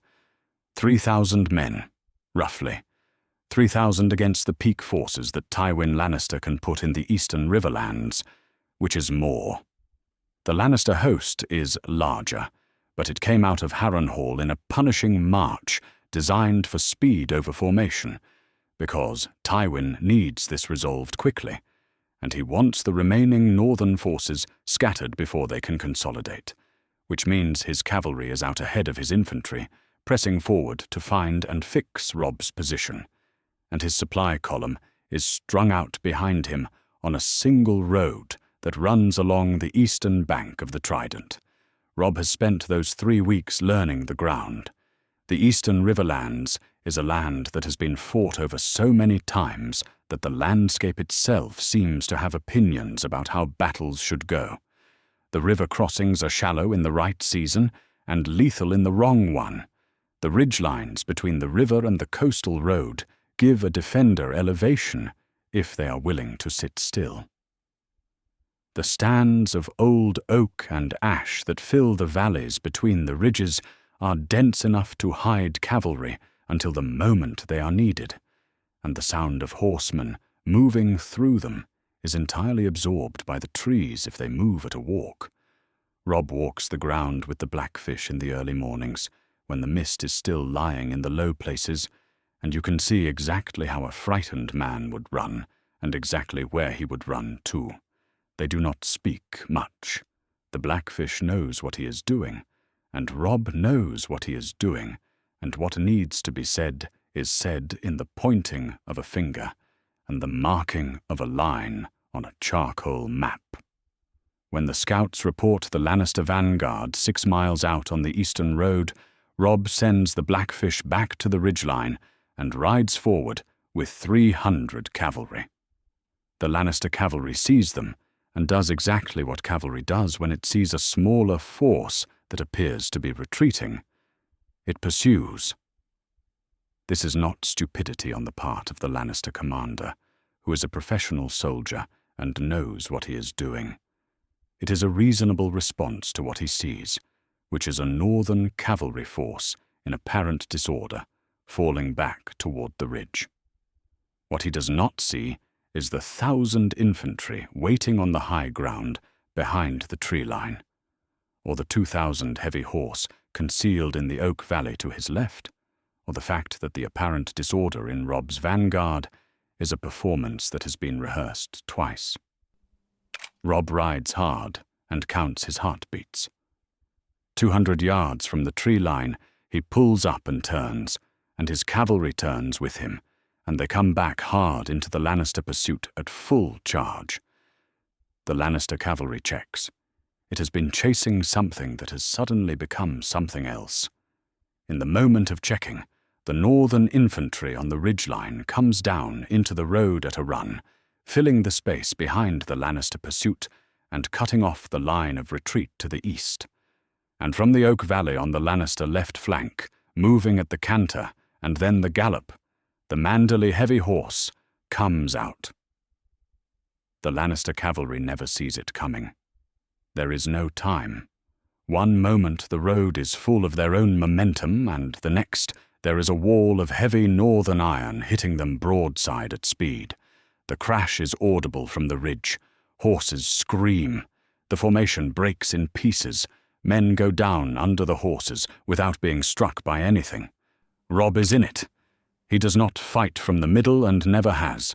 He cuts through the first rank of the disorganized Lannister horse and does not slow, and grey wind runs at his shoulder, healed enough to run hard, and the wolf tears through the chaos with a focused ferocity that is its own kind of weapon. Men flinch from it. Men who are holding their ground against a sword will still flinch from a wolf that is moving toward their horse's throat. It costs the Lannisters seconds they do not have. The Lannister infantry comes up on the road behind and finds the fight already lost in front of them, and the northern foot holding the road behind. They are not broken yet. They form. They are good soldiers. But to the south, where they might have retreated to recover, the road is blocked. The Manderly fleet has been sitting at the river mouth for 3 weeks, and the men Wyman brought from White Harbor have not been idle. They came ashore 2 days before the battle, moving south in small groups along the coastal road, and they are in position by the time the Lannister infantry tries to fall back. The Lannister soldiers who come down the road away from the fighting find it occupied. They find themselves in a 3-sided trap with the river on one side and Northmen on the other 3. The Lannister commander makes the decision a good soldier makes when his position is untenable. He fights his way toward the weakest point and takes as many men out with him as he can. He finds the coastal road the weakest point, and he is not wrong. He is a capable man doing capable work under impossible circumstances. He breaks through, eventually, with perhaps 1/3 of his force. The rest lay down their weapons, or do not get the opportunity. Robb lets the pursuit go 1/2 mile and calls it off. He does not need to chase them to the sea. He has the field, and a man who pursues a retreating force past the point of tactical gain can lose a victory he has already won. Meanwhile, back in camp, the men the Lord of the Dreadfoot left behind are being intercepted. 7 of them had waited for the noise of battle to mask their departure. They had their horses saddled and their saddlebags packed with the kind of specific items, documents, observation notes, the Lord of the Dreadfort's personal cipher seal, that you bring when you are not planning to come back. Robb's guard is waiting for them in the tree line. 2 of the 7 are killed when they draw weapons rather than submit. The other 5 dismount when they understand the arithmetic and are added to the prisoner column. The field belongs to Robb Stark. Hundreds of Lannister soldiers are sitting on the ground in organized rows, their weapons taken, their officers separated. The dead are Lannister and Northern, in a ratio that Robb can read at a glance, and he reads it twice to be sure, because it is a ratio he has not seen in a long time. The eastern riverlands is quiet. The road south is empty of enemies. The fleet rides peacefully at the river mouth to the east. He walks his horse through the middle of the field and says nothing. He is looking at all of it, the prisoners sitting in their rows, the Manderly infantry coming up from the river road, the Blackfish organizing the prisoner accounting with the efficiency of a man who has done it many times, the Lord of Last Hearth standing very large and very satisfied, 3,000 soldiers resupplied from the sea, coordinated across land and water, and the field belongs to them. He has not felt this way since before the twins. Not just alive. Winning. The two things are different. He had forgotten how much. Catelyn finds him near the center of the field, standing still, his horse's reins loose in one hand, staring at the river valley below. She says nothing. She rides up beside him and reaches over and straightens the fur collar of his riding cloak, which has been knocked half off in the fighting, and tucks it back the way she used to do when he was small enough that she had to reach up to do it. Robb laughs. It is short and exhausted, and completely genuine. You know I hate when you do that. She smiles. The smile does not last long. They are both already thinking about the next thing. The twins, he says. She nods. The twins, she says. Walder Frey has spent 91 years being more patient than the people who wanted things from him. He has outlasted 4 kings, 2 rebellions, a siege that was supposed to starve him out, and more feuds and betrayals than any other lord in the Riverlands, by the simple practice of waiting. Men come to the crossing wanting something, and they leave when they have had enough of waiting. And in the gap between their arrival and their departure lies the entire basis of House Frey's power. The bridge is useful. The bridge will always be useful. They will always come back, he understands, watching from his tower window, while the scouts report the column of soldiers moving up the south road, that this time is different. He has understood it for several weeks, which is why the ravens to the hand of the king have been going out every 3 days and coming back with fewer words in reply each time. The last one said only that his situation was being assessed. That was 4 days ago. Since then, nothing. Robb Stark's army is larger than it should be.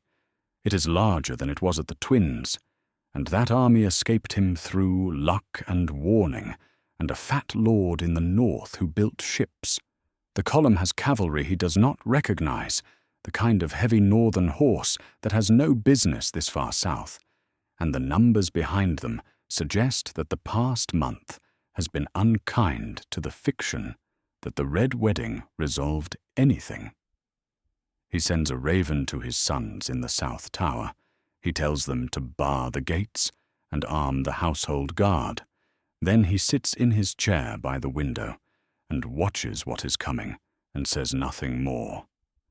Robb Stark does not storm the castle. He does not bring siege engines to the walls or begin the kind of assault that a besieging army launches when it has something to prove. He sends a single rider to the gate under a green branch, the old herald's flag that predates any of the knightly conventions of the South, with an offer. The terms are clear and the offer is not generous. Surrender the men who struck down northern soldiers while under the protection of guest right. Surrender the other groom, Catelyn's brother, the Lord of Riverrun, who is still inside the Twins, being held as a useful hostage in a negotiation that appears to be going badly. Comply with both, and Robb Stark will determine what justice requires through a formal proceeding before the Lords of the North and Riverlands. Walder Frey says no. He has always said no when it was too early to say yes, and in his experience, the offer always gets better if you wait. He releases Catelyn's brother from the Twins the next morning, sending him out through the rear gate with an escort and a note saying that the groom has been well treated and that this gesture of goodwill ought to form the basis of a more reasonable discussion about what has happened here. Catelyn's brother is well treated. He is also fully armed, and he has 1,000 river knights with him, who have been waiting on the Twins' eastern bank since Robb arrived, and by midday he has formally returned to his king's service, and the Tully levies have marched to join the besieging force. Robb reads Walder Frey's note, sets it on the camp table, and continues the siege. He tells Catelyn and the Blackfish that evening, over a fire, why. The Blackfish says what the Blackfish always says, that the practical thing, the thing that achieves the most with the least, is the conversation. He is not saying Frey deserves mercy. He is saying that Robb cannot execute an entire house and hold the Riverlands. There are Frey men in the service of 12 Riverlands lords, and 12 Riverlands lords who took Frey wives, and all of them are watching what Robb does next. Catelyn says what Catelyn feels and has felt since the night of the feast. She is a woman of the faith, which is not a common thing north of the neck, and the faith has very specific things to say about the violation of guest right. The gods are not indifferent to this. The gods are not a metaphor. Bread and salt were given and accepted, and then the host sent men with blades. That is the oldest crime the faith names. It is the oldest crime the old gods name. There is no interpretation of either tradition that permits it to stand without answer. She does not say this in the measured language of a political argument. She says it with the particular intensity of a woman who believes what she is saying and is tired of believing alone. Robb listens to both of them. He says what he has already decided, which is that the two arguments are not in conflict. The formal proceeding he offered is not mercy. It is law. The men who were in the hall that night will be identified, charged, tried before a council of Northern and Riverlands lords, and executed. Walder Frey and the Frey house will lose the crossing. That is the just outcome, and it is also the practical one. A Tully-administered crossing sends a message to every Riverlands lord that the old rules still operate, which they need to believe if they are going to remain useful. The siege holds. The Twins were built to control a river crossing, not to withstand a siege. The walls are high enough, and the garrison is large enough for a defensive fight against an underprepared attacker, but the provisions are not designed for an extended blockade, and the river to the east, which has always been the escape route for resupply, is now watched by the Manderly fleet. The Freys inside begin to run short within the first week. By the end of the second, the argument between what Walder Frey wants and what his sons and grandsons see as survivable becomes a problem that his household cannot contain. Walder Frey dies on the morning of the 12th day of the siege. He does not die dramatically. He dies the way old men die when they have run out of the thing that was keeping them going, which in his case was the conviction that he would outlast this too. He is in his chair when his steward comes to wake him, and he is not asleep. His sons send a raven to the camp. It says only that the Lord of the Crossing is dead, and that they wish to discuss the terms of surrender. Robb answers the raven within the hour. He enters the Twins 2 days later, after the formal agreement is signed, and the household guard has been disarmed, and the Frey sons and grandsons have assembled in the great courtyard, looking the way people look when they have made a calculation that they find personally distasteful, but mathematically correct. He does not bring the whole army in. He brings the Blackfish, 100 men, and the wolf. He does not massacre the Freys. He is not Tywin Lannister, and he knows it, and he intends for everyone to continue to know it. What he does is what he said he would do. The men of the household who were identified as participants in the feast attack are brought forward one by one and named before the assembled lords of the Northern Council, and each name is answered with a charge, and each charge is answered with a verdict, and each verdict is the same. It takes the better part of 2 days. It is not pleasant, and it is not supposed to be. It is supposed to be seen and remembered. The twins passes formally into Tully administration. Catelyn's brother, who wanted nothing more than to be left alone to run River Run in peace, and has instead spent the better part of the last year as a political hostage and then a symbolic pawn, is named its steward. He accepts with the gratitude of a man who has decided that any outcome involving his continued survival is a good one. The night the legal proceedings conclude, Grey Wind walks into the great hall alone. Robb sees him go and follows. The hall has been cleaned. Someone has made a serious effort at it. The tables have been scrubbed, and the floor has been swept, and there are fresh rushes in some of the corners. But it is the kind of cleaning that addresses the visible evidence rather than the thing beneath it, and the wolf's nose knows what is under the rushes and behind the scrubbing. He moves through the hall slowly, head low, taking it in, not disturbed exactly, but present in the way animals are present in places where something large has happened. Robb stands in the middle of it and looks at the floor where the high table was. The stains are still there, faint now but there in the wood.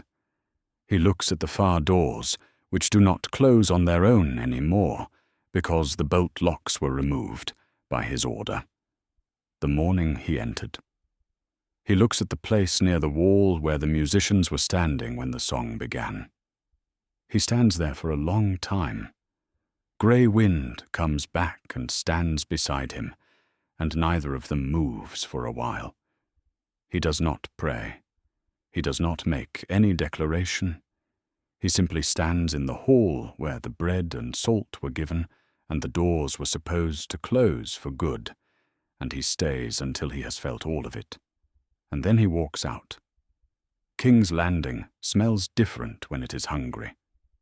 The city has been hungry before, briefly, during the siege before the Blackwater, when Stannis's fleet was on the water and the grain ships stopped coming in from the south. It recovered from that quickly because the Tyrells arrived, and the Tyrells grow more food than any other house in Westeros, and their contribution to the Lannister alliance has always been measured primarily in cartloads of grain. But the Tyrell supply comes up the Rose Road from Highgarden, from the south, where the Manderly fleet is not operating and cannot reach. The shortage that is developing now is different. It is coming from the east. The eastern trade routes carry gold and wool and dyed cloth and the salted fish that Flea Bottom depends on through the winter. When those ships stop arriving, when they are turned back or seized or burned at sea by 23 war galleys operating out of the north, the market prices in the Street of Steel begin to rise, and then the prices in the Flea Bottom stalls, and then the mood in the taverns changes, and then the mood in the streets. King's Landing is a city of 500,000 people, and it feeds itself on commerce, and the Flea Bottom slums have very little patience for commerce that does not reach them.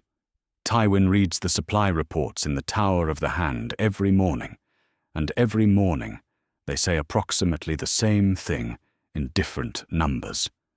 The eastern Riverlands garrisons are short. Not critically, not yet, but short in the way that a man who has been living slightly beyond his means for 2 months is short, not hungry, but aware that hunger is a possibility that has moved closer than it used to be. The Lannister field captains are requesting resupply via alternative routes, which means the Gold Road from Casterly Rock, which means overland, which means slow and expensive. Meanwhile, the men who are supposed to be containing the remnants of Robb Stark's army are being supplied less well than they were 2 months ago, and fighting an opponent who is being supplied better. The Tyrells want a conversation. They have sent a polite letter from Highgarden asking whether the situation in the Riverlands might benefit from a broader discussion of the campaign's strategic objectives. Tywin has not yet replied to the letter. He is thinking about what to reply. Meanwhile, Sansa Stark sits in a window seat in the apartments she has been given in the Red Keep and watches the city below and learns things. She is 13 years old, and she has been a political prisoner in this city since her father's arrest, and she has had considerable time to develop the particular skill of learning things without appearing to seek them. A lady of the court hears many things, a lady who smiles at the right moments and seems interested in the right subjects and asks only the questions she is supposed to ask, hears considerably more. The ravens that come to the Red Keep are read by Lannister agents before they are delivered, which is a fact she learned not from any single piece of evidence, but from the cumulative observation that certain kinds of letters never arrive, and certain senders never receive replies. She has not sent any ravens.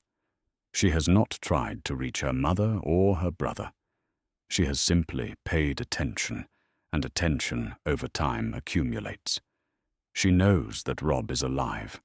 She learned this not from a letter, but from a conversation she was not supposed to hear between 2 knights in a corridor, who are not watching their voices carefully enough. She filed it away the same way she files everything away, without changing her expression or her pace or the direction of her eyes. She is married to Tyrion Lannister, who did not mistreat her and is not cruel to her, and is, by the measure of what she has experienced in the past year, almost shockingly considerate. She does not know what to do with this. It does not change her situation in any fundamental way, but it is a complication she has not quite resolved. In his own set of rooms, Tyrion Lannister sits with a cup of wine he has been nursing for an hour and thinks about the arithmetic. He is disfigured, which he was not before the Black Water, and sidelined, which he is always when his father is present and in full control of the situation, and married to a girl of 13 who is the hostage daughter of a king who it turns out didn't die at the feast everyone was planning for. He is also, by his own assessment, the clearest-eyed person in the Red Keep about what the next several months are going to look like, which has historically been a distinction that costs more than it earns. He told his man what he has been thinking, that the question is no longer whether the Lannisters can win this war. The Riverlands campaign has failed. The Lord of the Dreadfort is a prisoner in a northern camp. The eastern supply route is compromised. The Tyrells are nervous. The question now is whether the Lannisters can end this war on terms that do not look, from a certain angle, like losing. He finishes the wine. He pours another. He thinks. Meanwhile, in White Harbour, Davos Seaworth waits. He arrived 10 days ago on a ship flying no colours, which is how men on diplomatic missions that have not been formally acknowledged tend to travel. The city received him correctly, by which he means that the household steward who met him at the dock was polite, provided him with good rooms and adequate food, and explained that Lord Wyman was at sea with the fleet and was not expected back for some weeks, and that Davos was welcome to wait. Davos said he would wait. He has been waiting since. He does not mind it particularly. White Harbour is a working city, and working cities are interesting. He walks the harbour district in the mornings and watches the provisioning operations for the fleet's supply ships and the trading patterns of the merchants who are still operating on the northern coast, and he thinks about what Stannis needs and what Wyman wants, and how the distance between those two things might be navigated by a man with enough patience and the right kind of offer. He is still working on the offer. Back in King's Landing, Tywin's raven to Robb Stark's camp goes out 2 days after the scouts report that the twins has fallen to the northern forces and House Frey has surrendered its crossing. The raven says, in the measured language of a man who does not explain himself, the prisoner known as the Lord of the Dreadfort is to be executed at your earliest convenience. He is no longer of value to the crown, and his continued existence represents a security liability. A confirmation of compliance would be appreciated. The reply comes back in 4 days, which is faster than Tywin expected. It says, the prisoner will be held pending a formal proceeding before the assembled lords of the North and Riverlands. The king in the North does not conduct executions on another party's schedule. Tywin reads this once. He sets the parchment down. He does not betray what he thinks about it. That evening, Cersei comes to his solar with the look she wears when she wants something she does not know how to ask for. She sits across from him and they talk around it for a while, the way the Lannisters talk around things, and eventually she says what she came to say. What does he want, the Stark boy? What can we give him to end this? Tywin says nothing. She goes to find Tyrion. She finds him in his rooms, awake, wine on the table. She sits down without being invited, and she says the same thing. What does the wolf want? Tyrion looks at her with his one green eye and his one black eye. The scar runs from above his brow to below his jaw, and his nose is mostly still there, and he is not, as he sometimes reflects, the most reassuring-looking person in any room. Everything our father's house took from him, Tyrion says. His seat, his family's honor, his father's name, everything. Then we cannot give it to him. No, Tyrion agrees. We cannot give it to him. He picks up the wine cup. So we need to find something else to offer, before he decides he wants that too. Cersei looks at him for a long moment. She does not say anything. She gets up and leaves. Tyrion finishes his wine and thinks. The twins in winter look like what they are. A castle built to control a crossing, not to be lived in. The towers are tall and the walls are thick enough to stand a siege, but everything about the place points outward, toward the river and the road on either side of it, because the point has always been the bridge and not the keep. Robb has been here for 3 weeks, and the stones still feel like someone else's. A damp river cold settles into the joints and will not leave, and the corridors smell of torch smoke and the closed-in stillness of rooms built to be crossed through on the way somewhere else. He stands on the east wall most mornings and watches the river. The Green Fork runs fast and grey in the winter, pulling south toward the sea, and somewhere below the surface the currents are doing things he cannot see. He watches it and thinks about what comes next, which is what he is always thinking about now. The northern lords rode home 10 days after the battle, carrying their dead and their banners and the news that the crossing had changed hands. The twins holds a garrison of 200 men, and the Blackfish, and his mother, and a rotation of Manderly knights who come and go with the supply wagons from White Harbour. It is a small force for a strategically important castle. Robb knows it. He is counting on the fact that the Lannisters know it too, and that what the Lannisters know has recently become more important than what they choose to ignore. The rider arrives at mid-morning on the 22nd day. He is a knight, not a maester. Middle-aged, travel-worn, with a face that has been in the wind for a long time and shows it.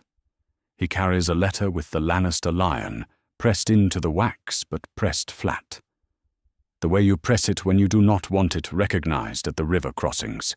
He gives his name as Sir Adam of the King's Landing garrison, and says he carries terms from the hand of the king. and says that phrase with the careful steadiness of a man who has been told to say it exactly that way, and no other. Robb takes the letter and tells the steward to house the knight and goes upstairs. The Blackfish is already in the solar. He is always already in any room where a decision is about to happen. He has become that kind of man over the course of this war, stripped down to pure function, watchfulness, and patience, and a lifetime of reading situations correctly. He looks at Robb's face and then at the letter and says nothing. Robb breaks the seal. He reads it standing at the window with the river grey below and the sky the colour of old iron pressing down on it. The letter is not long. It is careful. It speaks of good faith negotiations and the peaceful resolution of outstanding hostilities, and the particular consideration that will be extended to the long-standing traditional autonomy of the northern territories under any renewed compact of the realm. It does not say independence. It circles the word the way a man circles a fire when he is not yet sure whether the warmth is worth the risk. He reads it twice. Then he hands it to the Blackfish. The Blackfish reads it once, the way he reads everything, like a man expecting a trick and looking for it first. He hands it back. They are offering to talk about talking, he says. That is not a concession. That is a delay dressed up as one. It is more than they have sent before. Yes. The Blackfish looks at the river for a moment. What do you want from this? Not what you will settle for. What you want. Robb looks at the letter on the table. He has been thinking about this question since the night he ran from this place with his mother beside him and grey wind bleeding on the road ahead. The same thing my father wanted before they took his head for wanting it. A north that answers to itself. Our laws made by people who understand what it means to live past the neck. Our dead remembered rightly. He pauses. And Sansa back. That is not a condition. That is the first thing before anything else is discussed. The Blackfish is quiet. My father tried to work inside the crown, Robb says. He tried to do it honestly, and they thanked him by putting his head on a spike outside the Sept of Baelor. I am not asking for what he asked for. I am asking for something they cannot pretend is treason, because it will be written down and witnessed and sent to every lord in the 7 kingdoms. You are asking them to cut the north loose, the Blackfish says. I am telling them what it will take to end the war. The Blackfish studies him. The look is not quite approval and not quite doubt. It is the look of a man revising his estimate of a situation. Write back tonight, he says. Set conditions, not requests. Tell them what you need to see in writing before you will send anyone to any table. If they will not put something real on paper first, they are not serious and you have wasted nothing by waiting. Robb nods. He already knew this. He asked the Blackfish because the Blackfish saying it makes it feel more solid, the way a wall feels more solid when someone else lays a hand on it and confirms it is still there. He writes through the afternoon and into the evening. The words take longer than he expects. Setting conditions is easier than setting the right conditions, conditions that say what he means clearly enough that there is no gap to walk through sideways. He drafts the language around northern autonomy 3 times before it says the thing he is trying to say, without also saying what he is not. He drafts the language around Sansa twice and crosses out both versions. His mother finds him before he finishes. She does not knock. She sits across the table and reads the draft while he watches her face. Catelyn Stark's face in this season is not easy to read. The war has put lines around her eyes and mouth that were not there when they left Winterfell, and the steadiness in her jaw has the particular quality of a thing that has been tested many times and not broken. When he was young, he mistook that steadiness for coldness. He understands now that it is something else entirely. The capacity to hold a situation in your hands while everything around it shakes. The language around Sansa needs to be stronger, she says. I know. I have not finished it yet. Her immediate return, unharmed, with her name and holdings intact, as a precondition of any further discussion. Full stop. Not we request or we ask, a precondition. They have to feel the weight of it, or they will file it away as something to be addressed later. And later will become never. He changes it. She is right, as she is usually right when language is being used to reach for something that men are afraid to ask for plainly. She reads the revision. Good. She sets the letter down. You think they will agree? I think they will try to renegotiate parts of it first. Yes, she says, they will. And you will renegotiate back. And somewhere in that process, there will be a document no one is fully satisfied with. And that is what peace usually looks like. She folds her hands on the table. The harder question is whether it holds. It holds as long as breaking it costs more than keeping it. Then you spend the next 10 years making sure it always costs more. Your father understood this. He was building it, year by year, with every judgment and every appointment, and every winter he kept the peace. They did not give him time to finish. She looks at him steadily. You will have to build it faster. Robb looks at his mother. He thinks about what she has lost in this war, her husband, her daughters still unreturned, the years spent making decisions that were not hers to make alone, and making them anyway, because there was no one else.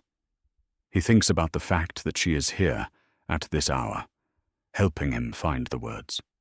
He does not say any of it. Some things are true enough that saying them only makes them smaller. Get some sleep, she says. When I finish. She stands and touches his shoulder once, the way she used to when he was small, and goes. He seals the letter with the grey direwolf on white and sits for a while in the quiet of the east tower, listening to the river below and the wind in the battlements above. He is 17 years old. He has not lost. And somewhere to the south, there is a city that has been counting its grain for 6 weeks now, waiting to learn what the king in the north wants. He blows out the candle and goes to bed.